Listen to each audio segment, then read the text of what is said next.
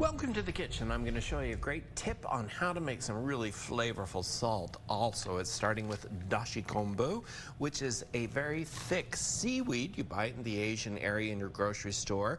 And I don't know if you knew, but what we call MSG actually comes from seaweed. So I'm going to create some natural MSG in here with salt, kombu, and then if you chop that all up, it's going to chop that into some delicious flavor in that salt.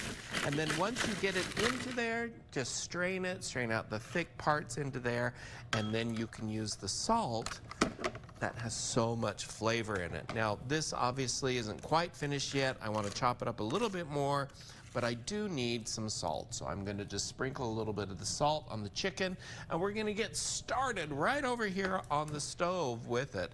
So this is what I'm calling a surf and turf chow mein. I've cooked the chow mein noodles already that I just picked up, chow mein noodles at the store.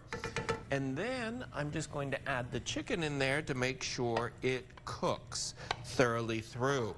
Now, once the chicken is about 90% or more, 95% cooked through, I'm going to go ahead and add the shrimp. And you know me, I cannot stand peeling shrimp, and so I always buy the shrimp that's raw. I want to cook it for the flavor, but it doesn't have the shells on it, just like that. So very, very simple. Have all the vegetables already cut up, ready to go here, as well as some bean sprouts. The sauce is nothing more than a little soy sauce, a little oyster sauce, some sesame seed oil in there, and cornstarch mixed together with a little bit of sugar. And so it's a very simple thing to put together, but also flavorful. And creating your salt this way, guys, really adds a lot of flavor. I think you'd be surprised. I'll have to try it. Excited to try that. All right, thanks. All right, and lunch is still pending in the kitchen. Almost done, though. All right, so I've added all of the vegetables into it now, the shrimp, the chicken.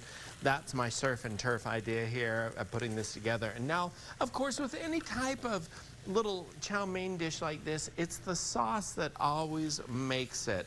And I have this big dilemma that I always put in there, you know, so much that it doesn't fit the rest of the ingredients, AKA the noodles.